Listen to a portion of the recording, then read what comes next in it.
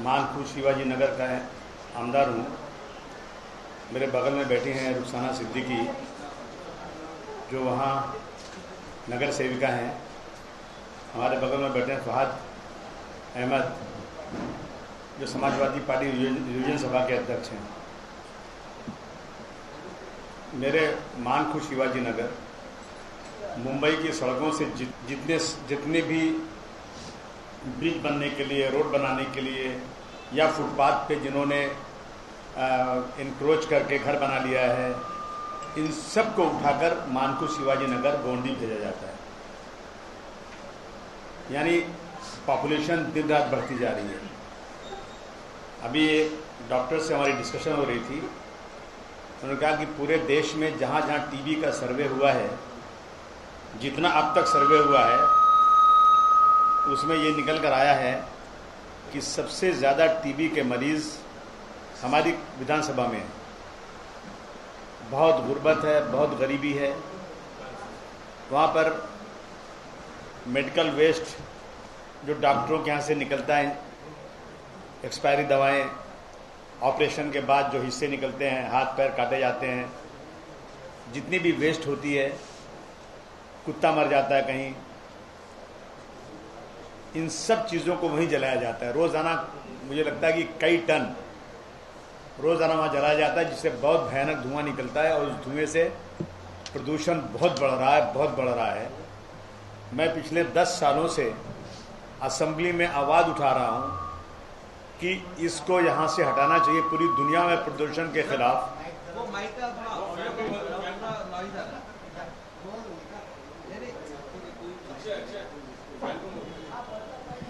क्या हो रहा है, क्या हो रहा है?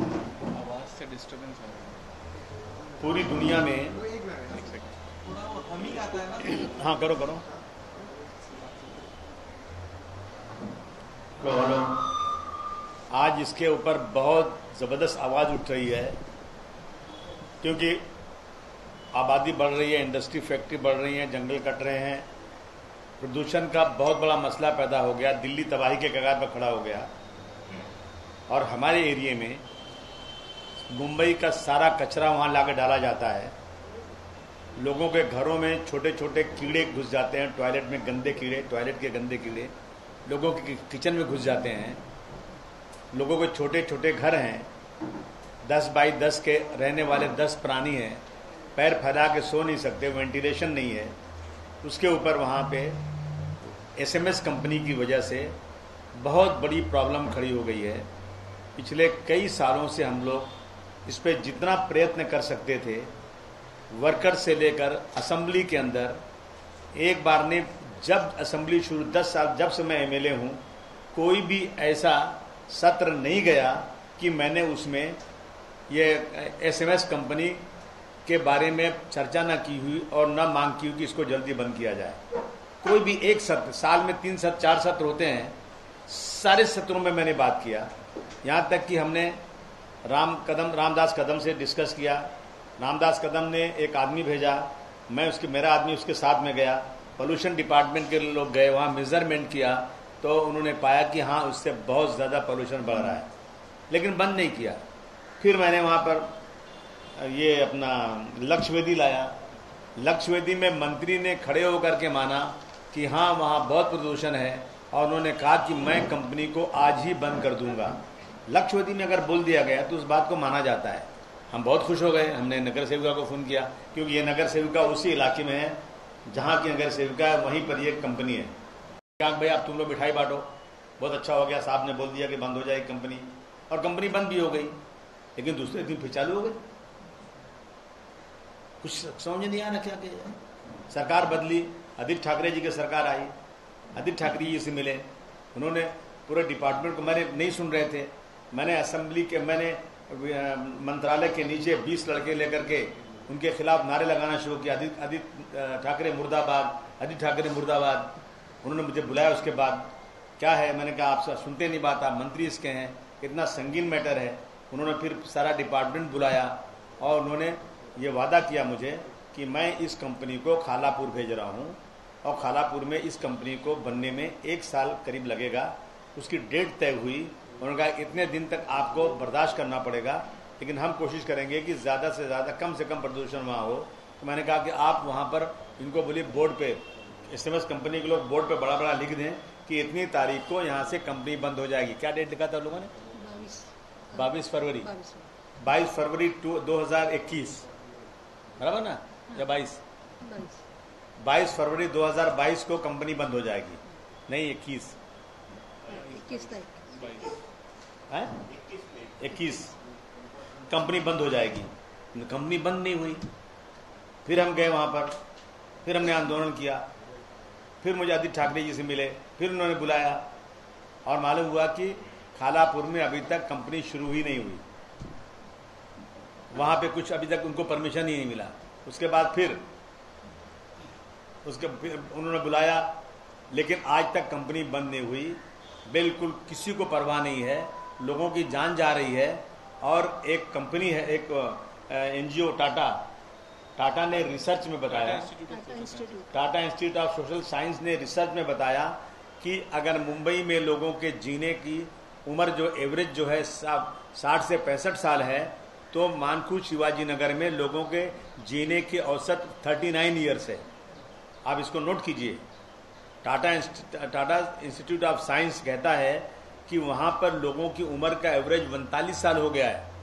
इतना सीरियस मैटर। और जब मैंने हाउस में बताया तो मुझे स्पीकर ने कहा ये बहुत सीरियस मैटर है, इस पर हम जल्द कुछ करेंगे। लेकिन अंधेर नगरी चौपट राजा कुछ भी नहीं हुआ आज तक। अब जो है मैं 8 अगस्त को 2 बजे दिन में एक बहुत बड़ा कर रहा हूँ, वहाँ पर आंदोलन कर रहा हूँ और ताला लगाओ आंदोलन कर रहा हूँ। मैं उस कंपनी को अपने हाथ से ताला लगाऊंगा, चाहे कुछ भी हो जाए, क्योंकि इंसान की जिंदगी से बड़ी कोई चीज़ नहीं है। आदमी बीमार हो गए, परेशान हो गए, लोगों का पैसे नहीं है, लोग मर रहे हैं, तबीयत खराब हो रही है, लेकिन सरकार सोई हुई है। इसलिए मैं तमाम अपने पत्रकार भाइयों से निवेदन करना चाहता हूं कि इस चीज़ को उजागर कीजिए आप लोग कि सरकार की कितनी बेहिसी है। मुंबई जैसे शहर में, शहर के बीच में, मानकू शिवाजी नगर में अगर इस तरह की हरकत हो रही है और सरकार सोई और कुछ नहीं कर रही है, मैं समझता हूं इससे ज़्यादा लोगों के साथ जुल्म जाती और कुछ हो नहीं सकती है। हमारे पास क्या पेपर दिखा रही हैं हम? क्लोजिंग लेटर जो मिल गया था उस पर आंदोलन किए बंद करने के लिए। फडणवीस को लेटर दिए, सबको दिए लेटर। हम लोग फडणवीस साहब को दिए, आदित्य ठाकरे साहब को दिया, दिखाइए, सबको दिया हुआ लेटर है और बंद करने का ऑर्डर भी है अपने पास। लेकिन फिर क्या हो गया एक बार कि मुझे रामदास कदम ने कहा कि सर हम बंद करने का ऑर्डर दिए थे, लेकिन हमारे ही डॉक्टर, क्या डॉक्टर नाम था? डॉक्टर सुपाते जो इंचार्ज हैं वो कंपनी से मिल गए और उन्होंने कंपनी को मदद करके हाई कोर्ट से स्टे दिला दिया। तो हम लोग गए सुपाते के पास, हमारे वर्कर गए, सुपाते बदतमीजी कर रहे थे, एक वर्कर ने उन पर स्याही फेंक दिया। तो ये मैडम के साथ 5 औरतें गिरफ्तार हुई और कितने लोग? 5 जेंट्स, 4 औरतें, 5 जेंट्स, नगर सेवक, 2-3 नगर सेवक अरेस्ट हुए और जेल गए। 11 दिन जेल में रहे। 11 दिन के बाद इनकी जमानत हुई। सरकार ने कुछ नहीं किया। ये सर से ऊंचा पानी हो रहा है। आप सब लोगों से निवेदन है कि इसको आप मीडिया में उजागर कीजिए। बहुत इंसान की जिंदगी का मामला है। सारे जतन कर चुके हैं, लेकिन सरकार सोई हुई है। मैं 8 तारीख को बहुत तीव्र आंदोलन करूंगा। अब उसका जो भी नतीजा निकले, लेकिन हम अब चुपचाप बैठने वाले नहीं हैं। हाँ, हमें यह तो मालूम हुआ है कि तलुजा में भी एक फैक्ट्री चलती है, इसी तरह की SMS कंपनी जैसे चल रही है, तलुजा में भी यही काम होता है। लेकिन तलुजा में ये भेज नहीं रहे हैं। हमारा निवेदन है, हमारी मांग है सरकार से कि आप जितना यहाँ का निकलता है डिस्पोजल, ये यहाँ जलाने के बजाय जहाँ तलुजा में चल रहा है वो पब्लिक के बीच में नहीं है, वहाँ भेजिए। इंसान की ज़िंदगी से खिलवाड़ मत कीजिए। ये चाहें तो एक दिन में तलुजा भेज सकते हैं और ये मामला ख़त्म हो सकता है। लेकिन वहाँ गरीब लोग रहते हैं, वहाँ दलित रहता है, वहाँ SC ST रहता है, वहाँ मुसलमान रहता है, जिसको ये लोग जानवरों की ज़िंदगी बसर करने के लिए उन्होंने छोड़ दिया उसको। मेरी मांग है कि तुरंत 8 तारीख को ऐलान सरकार करे कि हम अपने सारे इन जितना यहाँ सीमेंस में काम होता है ये सब का सब तलुजा में भेजेंगे और तलुजा में काम होगा, ये हमारी मांग है बस ना। सर एसएमएस कंपनी उसका क्या प्रोसेस क्या करती है वहाँ पे? वही प्रोसेस वही कह रहे हैं, वहाँ प्रोसेस करती है कि जितने डॉक्टर्स बॉम्बे के हैं ना उन सब लोगों का जो डिस्पोजल होता है ना वो ले लेते हैं तो उससे कुछ चार्ज करते हैं। कितना चार्ज लेते हैं डॉक्टर से?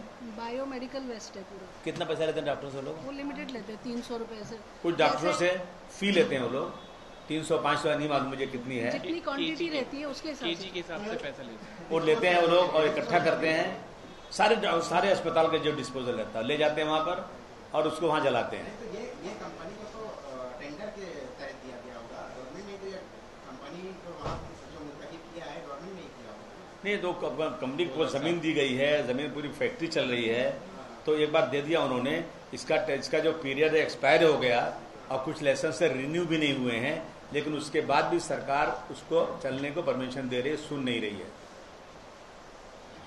आदिल साहब, आपने कहा था कि आपके क्षेत्र में जिस तरह से बीमारी फैल रही है उसका जिम्मेदार कौन है आपके रहते हुए? जिम्मेदार सरकार है और कौन है? आप किसको मानते हैं? महाराष्ट्र की सरकार में कौन जिम्मेदार है? महाराष्ट्र सरकार में पॉल्यूशन डिपार्टमेंट पूरा का पूरा जिम्मेदार है, मुख्यमंत्री जिम्मेदार है। जब हाउस में इतनी बार बात हो चुकी है, जब इसका लक्ष्य विधि में स्वीकार कर लिया गया है, उसके बाद भी अगर नहीं सुना जा रहा है, मैं समझता हूं कि महाराष्ट्र के मुख्यमंत्री चाहे पिछले रहे हों चाहे अब के हों या अब जो होने वाले जाने दीजिए उनको, लेकिन पिछले जो थे इन सब की जिम्मेदारी खासतौर से आदित्य ठाकरे जी को इस बारे में 25 बार सूचित किया गया है, आंदोलन किया गया, सब मालूम है उनको अच्छी तरह से, लेकिन उसके बाद भी उन्होंने अभी तक कुछ कदम उठाया नहीं। क्या वजह है कि ये कंपनी नहीं बंद हो रही है और ये किसकी कंपनी है? ये कंपनी कोई रसूख वाले आदमी की है, शायद नागपुर का आदमी है और उसकी जो है ना सरकार में बहुत पकड़ लगती है मुझे, या जो भी हो, लेकिन बंद नहीं हो पा रही। क्योंकि कई बार हम लोग भी आ चुके हैं इस कंपनी के मुद्दे पर, आप कई बार प्रेस कॉन्फ्रेंस भी कर चुके हैं, मुद्दा उठ चुका है। क्या आपको क्या लगता है, अंदर की बातें आपको तो मालूम होंगी ना कि क्यों नहीं? ऐसा है ना कि ये जो है ना, ये लोग जहाँ गरीब रहता है, जहाँ उनको लगता है कि इनको इसी तरह छोड़ दो, मरने दो, उनका ख्याल नहीं करते जब तक कि कोई ज़बरदस्त तरीके से आवाज़ न उठने पाए या मीडिया ज़बरदस्त घेरे उनको इसके ऊपर। आप सर वहाँ के विधायक हैं, कह तो रहा हूँ, सब तो बता दिया आपको, कितना करूँ बताइए। विधायक जाकर 2007 में जब परमिशन मिली थी, आप वहाँ खुद विधायक नहीं थे और 10 साल से आप जब नहीं तो कंपनी पहले से चल रही है, कंपनी पहले से चल रही है। कंपनी हमारे ज़माने में विधायक पहले बाद आई में है। बने। रुको ना, समझा कि आपने, हम विधायक बनने के बाद से हम पूरी आवाज़ उठा रहे हैं और हम विधायक हो तो भी कंपनी लगा सकते हैं, वो कोई बड़ी बात नहीं है कि हमसे पूछ के कंपनी लगाएंगे। हम चिल्लाते रहेंगे। ऐसी और कंपनियां हमारे रहने पर भी सरकार चाहे तो लगा सकती है, विधायक कुछ नहीं कर सकता। विधायक सिर्फ असेंबली में आवाज़ उठा सकता है, आंदोलन कर सकता है, और क्या कर सकता है विधायक? आपने उम्र का डेटा जैसे पेश किया है, क्या ऐसा भी कोई डेटा है जिसमें जो है कोर्ट में जो है बच्चे की मौत हो जाती है इस जहरीले धुएं की वजह से? कुछ एजेंसीज ने जो है काफ़ी पहले जो है यहाँ पे एक सर्वे किया था, जिसमें ये बात सामने आई थी कि यहाँ के जो जहरीले धुएं हैं उसका नुकसान सीधे जो प्रेगनेंसी में, मतलब कई सारे बच्चे जो है मरे हुए पैदा होते हैं, और चूँकि सेंसिटिव मामला है और जो वहाँ के लोग हैं मध्यम वर्गीय है, तो इसलिए उनका रुख जो है प्राइवेट नहीं बल्कि सरकारी अस्पतालों की तरफ ही ज़्यादा होता है। क्या आप लोगों ने इसमें कोई ऐसी चीज़ निकाली है कि इसमें ये पता चल सके कि जो वहाँ जो पेट में ही जो है बच्चे की मौत हो जाती है जहरीले धुएं की वजह से? नहीं, जहरीले धुएं से मौत लोगों की हो रही है, ये तो बहुत कई बार आ चुका है। और बच्चे मरे हुए क्या, लोग खुद ही मरे जा रहे हैं वहाँ पर, खाने एकदम बिल्कुल जैसे टीबी हो जाती है, आदमी कैसा लागर हो जाता है, इसके बदन पे हड्डी नज़र आती है, ऐसे लोग वहाँ पर हैं। ये बार बार उजागर हो चुका है, बार बार NGOs ने इसको लिया है और अखबारों में भी, टीवी में भी आया हुआ है, लेकिन इस पर असर कुछ नहीं हो रहा है। आंदोलन में अच्छे खासे लोग आएंगे जी।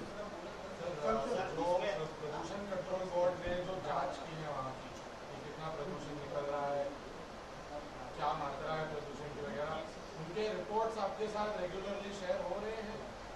हाँ, मेरे पास हमारे जब असेंबली में बात हुई थी, जब होती है, जब बुलाए जाते हैं तो हमेशा ये होता है कि हाँ यहाँ प्रदूषण बहुत ज़्यादा है, बिल्कुल बहुत ज़्यादा है। लेकिन सुनिए, लेकिन कुछ वो कोशिश SMS कंपनी क्या करती है कि कुछ दूर जो है मशीन लगाती है और लाके दिखाती है ना कि प्रदूषण नहीं हो रहा है, लेकिन जब हम लोगों ने मिनिस्टर से बात किया और वहां नजदीक जब कर गया तो प्रदूषण बहुत ज्यादा, और मंत्री ने हाउस के फ्लोर पर एक्सेप्ट किया कि मैंने चेक कर लिया है, प्रदूषण बहुत ज्यादा है। बिल्कुल, पर ये सर पिछली जांच कब हुई थी?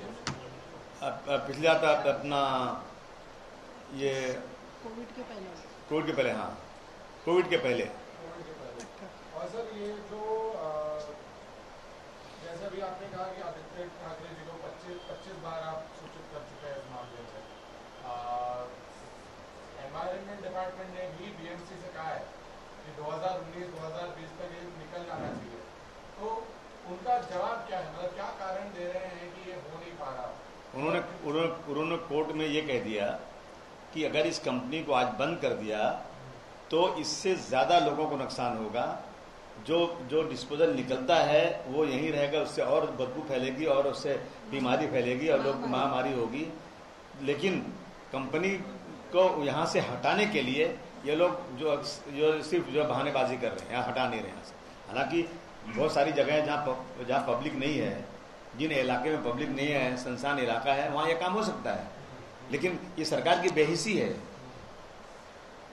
इन्होंने कहा खालापुर में बन रहा है, हम खालापुर गए, खालापुर हमने वो जगह चेक किया तो खालापुर वाले बोले अभी तक काम कोई शुरू नहीं हुआ।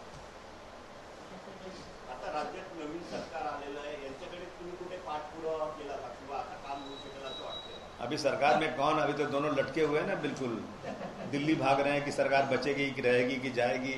तो ये मेरी बात कहाँ सुनने वाले हैं, जैसे बैठेंगे उसी दिन पकड़ लूंगा मैं।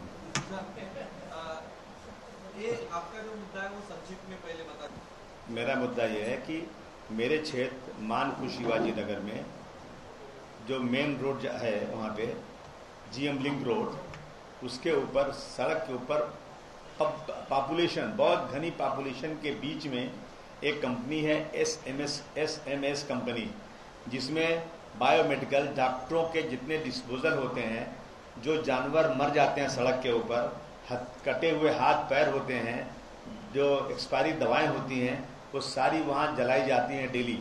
कई ट्रक भर के रोज आती हैं, जलाई जाती हैं, जिससे उस इलाके में उस धुएं से बहुत ज़्यादा नुकसान हो रहा है, जहरीले धुएं निकल रहे हैं।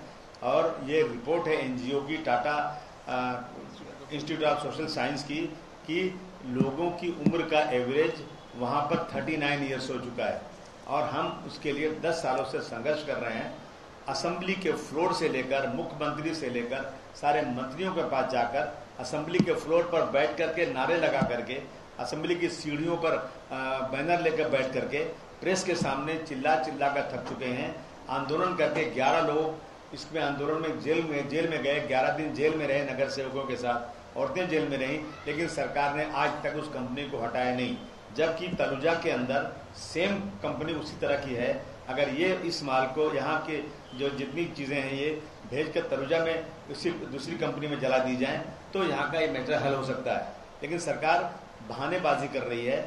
बहुत ज्यादा आवाज उठाने के बाद भी अभी तक सरकार ने इस पर कदम नहीं उठाया। मैंने इस सरकार को सपोर्ट किया था। सपोर्ट के वक्त मेरा इस वक्त एक बात थी, साहब आप मेरी एक बात सुन लीजिए कि वहां से एसएमएस कंपनी हटा दीजिए। आप सोचिए, मैंने कोई मंत्रिमंडल नहीं मांगा उनसे, मैंने कुछ नहीं, मगर मेरी एक शर्त थी कि आप वहां पर स्कूल खुलवा दीजिए, स्कूल की जगह दीजिए, स्कूल खुल जाए और एसएमएस कंपनी हटवा दीजिए। लेकिन दोनों में एक बात ही मेरी पूरी नहीं हुई। मैं आने वाले 8 तारीख को, जिस दिन मेरा जन्मदिन है, मैं जन्मदिन मनाने को बिल्कुल मना कर चुका हूँ। हमारा वो एजुटेशन, वो हमारा कोई बर्थडे सेलिब्रेशन नहीं होगा, बल्कि एजुटेशन डे होगा। हम 2 बजे एसएमएस कंपनी के पास जाकर अपने वर्करों को लेकर जाएंगे, वहां की जनता को लेकर जाएंगे और एहतजाज करेंगे और उस कंपनी में खुद ताला बंद करेंगे। सर अभी कुछ देर पहले नीतीश राणे जो बीजेपी के विधायक है, उनके द्वारा एक बयान किया गया कि अगर हिंदुओं पे हमले होते हैं तो सभी हिंदू ने इकट्ठा होना चाहिए और हिंदुओं के हाथ बंधे नहीं हुए। इस प्रकार का वक्तव्य नीतीश राणे ने। ये बहुत ही ओछी हरकत है इन लोगों की जो ऐसी बातें करते हैं। अगर हिंदू पर हमले होते हैं, हमले तो मुसलमानों पर भी बहुत हो रहे हैं। आप ये कहिए कि किसी पे गलत हमले होते हैं तो सरकार उसको देखे। हाथ बंधे हुए नहीं मतलब कि आप जो है जनता को जो है आप वो उनके बीच में ये सब चीजें ला करके लड़ाई झगड़ा करना चाहते हो। ये लोग जो है ना इस देश को तोड़ना चाहते हैं। ये सिर्फ धर्म के नाम पर, मंदिर मस्जिद और मुस्लिम हिंदू के नाम पर इस देश को बर्बाद कर रहे हैं। और बहुत जो पढ़े लिखे लोग हैं, इकोनॉमिस्ट हैं, वो कह रहे हैं कि इनकी इन हरकतों से हम लोग जो है ना बिल्कुल जिस तरह से हमारे बगल का मुल्क है श्रीलंका, हम श्रीलंका की तरह से न कहीं हो जाए।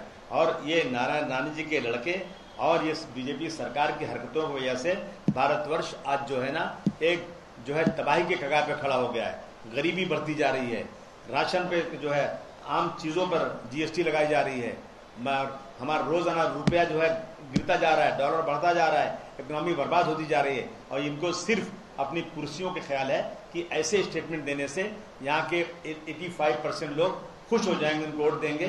मैं समझता हूँ कि ये उनकी गलत ख्याली है। सर दूसरी तरफ देखा जाए तो औरंगाबाद का जो हाल ही में नामकरण हुआ है उसको लेकर भी एक बयान राव साहब दानवे जो केंद्रीय मंत्री उनके द्वारा किया गया। इम्तियाज जलील ने जो विरोध कर रहे इस नामकरण का, तो उन्होंने पहले खुद के बेटे का नाम औरंगजेब रखना चाहिए और बाद में औरंगाबाद नाम रखना चाहिए, इस प्रकार का वक्तव्य उन्होंने किया है। नहीं, औरंगजेब नाम तो बहुत लोगों का है। औरंगजेब बादशाह कोई खराब बादशाह नहीं थे। औरंगजेब बादशाह की अगर सही हिस्ट्री दिखाई जाएगी, मैं समझता हूँ कोई भी हिंदू नाराज नहीं होगा। ये जो है गलत हिस्ट्री दिखाई जा रही है। अगर आप प्रोफेसर क्या नाम उनका है, वो अभी नाम मुझे याद नहीं आ रहा है, तो उनके पास जाइए, वो नॉन मुस्लिम है वो, लेकिन वो उनके पास जो हिस्ट्री राम पुनियानी के पास जाइए आप और उनसे पूछिए कि औरंगजेब के बारे में जरा आप बताइए। वो मुस्लिम नहीं है, लेकिन उनके पास हजारों ऐसी मिसालें हैं कि औरंगजेब एक सही सच्चे इंसान थे, सच्चे मुसलमान थे, जिन्होंने कभी हिंदू मुसलमान की आपस में लड़ाई नहीं किया। ये लोग जानबूझ, सुनिए, महाराष्ट्र में सिर्फ 3 नाम हैं, एक अहमदनगर, एक उस्मानाबाद, एक औरंगाबाद। 36-37 जिलों में अगर 3 नाम ऐसे हैं जो इससे मुस्लिम नाम नजर आता है, उनको इन 3 नाम को हटाने से अगर महाराष्ट्र की जनता को नौकरी मिल जाती है, यहाँ किसानों का आत्महत्या रुक जाती है, डेवलपमेंट हो जाता है, तो मैं तालियां बजाकर स्वागत करूंगा। लेकिन औरंगाबाद में ऐसा कहा गया है कि कोई भी व्यक्ति का नाम औरंगजेब नहीं है। झूठ है ये, मैं दिखा दूंगा औरंगजेब नाम है।